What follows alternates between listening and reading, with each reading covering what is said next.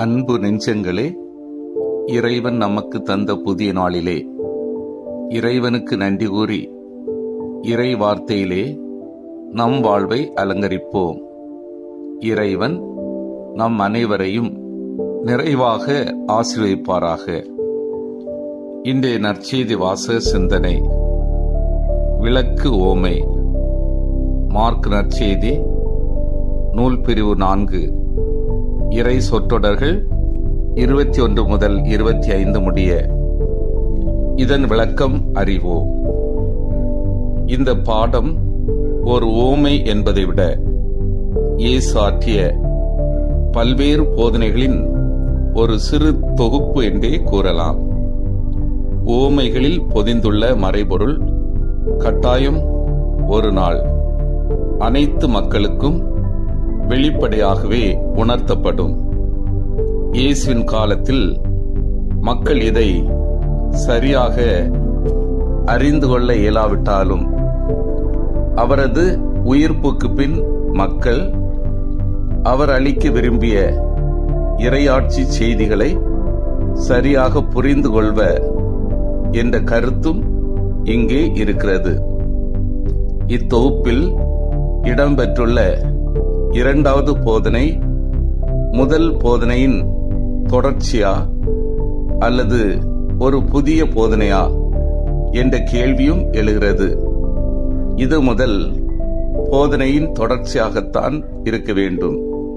அதாவது இயேசுவின் போதனைகளில் உள்ள மறைபொருளை அறிந்தவர்கள் அதை பிறருடன் பகிர்ந்து கொள்ள வேண்டும் என்றும், அவ்வாறு பகிர்ந்து கொள்ளும் மனநிலைக்கு ஏற்ப அவர்கள் மேலும் பல தெளிவுகள் பெறுவார்கள் எனவும் இங்கே நாம் அர்த்தம் கொள்ளலாம். உள்ளவருக்கு கொடுக்கப்படும், இல்லாதவிடமிருந்து உள்ளதும் எடுக்கப்படும். ஒவ்வொரு மனிதருக்கும் இருக்க வேண்டிய தாராள குணம் அல்லது பிறருக்கு வழங்கும் மனப்பான்மை, குறிப்பாக இறையாட்சி மறைபொருளை பெற்றுக்கொண்டவர்கள் அதை பிறருக்கு அளிக்க காட்டும் ஆர்வம், இவை பற்றிதான் இத்தகைய ஒரு சவாலை இயேசு இங்கே முன்வைக்கிறார். அதாவது பகிரும் மனப்பான்மை வளர்ச்சி தரும், பகிரா மனப்பான்மை அழிவில் முடியும். அன்பார்ந்த சகோதர சகோதரிகளே, இன்று ஆயர்களான தீமோத்தேயு மற்றும் தீத்து ஆகியோரின் திருவிழாவை கொண்டாடுகிறோம். பவுலடியார் இவர்கள் இருவரையும் என் பிள்ளை என்று அழைக்கும் அளவுக்கு அவருடைய பாசத்தை பெற்றவர்கள். தொடக்க திரு அவையில் புனித பவுல் நியமித்த முதல் ஆயர்கள் இவர்கள். இவர்களுக்கு பவுல் எழுதிய கடிதங்கள் மீட்பு பணி திருமுகங்களாக கருதப்படுகின்றன. இப்பொழுது நாம் புனித தீமோத்தேயு பற்றி அறிவோம். தீமோத்தேயுவின் தந்தை புற இனத்தவராகும், தாய் யூத குலத்தை சார்ந்தவர்களுமாக இருந்தார்கள். புனித பவுல் பல இடங்களிலும் சென்று போதித்த போது தீமோத்தேயுவும் அவர்தம் தாயாரும் பாட்டியும் அவரிடத்தில் திருமுழுக்கு பெற்றார்கள். தீமோத்தேயுவின் பக்தியையும் அறிவினையும் அறிந்த திருத்துவர்கள் அவரை தம் துணைவராக தெரிந்து கொண்டன. புனித பவுல் அவரை திரு அவைக்காக வேதனைகளை அனுபவிக்கும் கிறிஸ்தவர்களிடம் அனுப்பினார்.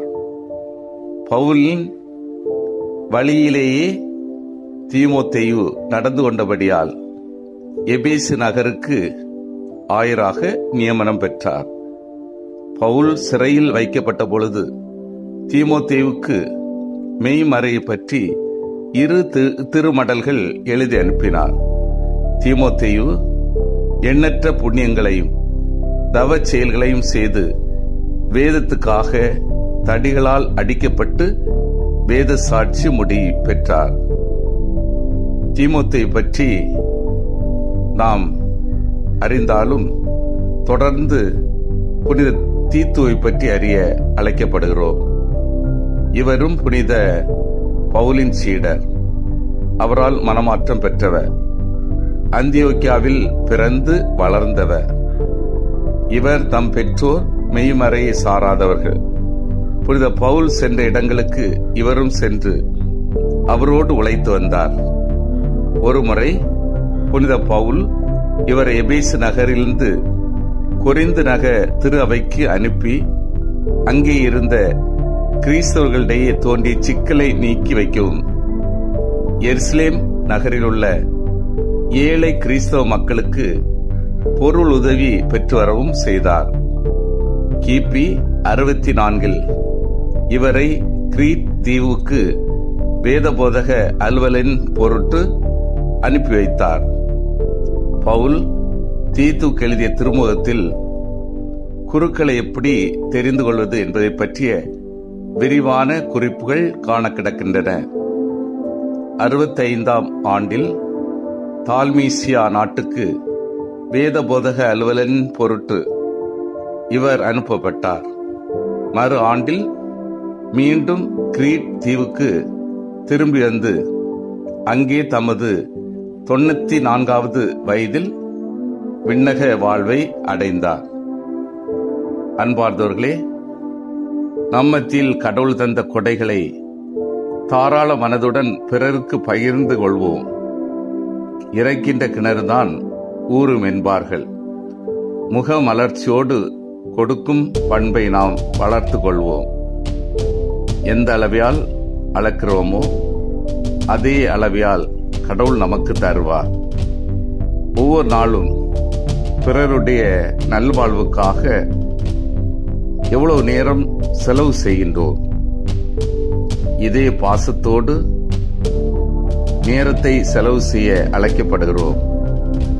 புனித தீமோத்தேயு புனித தீத்துவை போன்று இணைந்து பணி செய்யவும், பிறரன்பு பணியில் ஆர்வமாக ஈடுபடவும், தலைமையிலிருந்து தாழ்ச்சியான உணர்வுடன் பணி செய்யவும் நம்மையே பக்குவப்படுத்திக் கொள்வோம். கவிஞனின் கையில் பென்சில் கவிதை தரும், ஓவியனின் கையில் பென்சில் ஓவியம் தரும். நாம் யாராய் இருக்கிறோம் என்பதை விட யார் கையில் இருக்கிறோம் என்பது முக்கியம். நாம் கடவுளுடைய கரங்களில் இருக்கிறோம் என்பதை உணர்ந்து செயல்படுவோம். சிந்தித்து தியானித்து செயல்படுவோம். பகிரும் மனநிலை என்னில் அதிகமாக உள்ளதா? புனிதர்களை போன்று என் வாழ்வு இறை நம்பிக்கையில் சான்று பகர முடிகின்றதா? இயேசுவை மையமாக கொண்டு ஒவ்வொரு நாளும் நான் வாழ்கின்றேனா? பிறர் நல வாழ்விற்காக அதிக நேரம் ஒதுக்கி செலவு செய்கின்றேனா? மன்றாடுவோம்.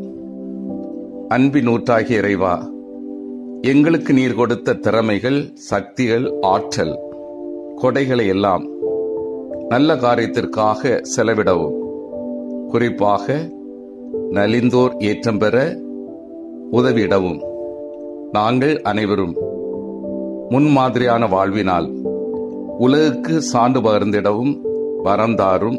ஆமீன்.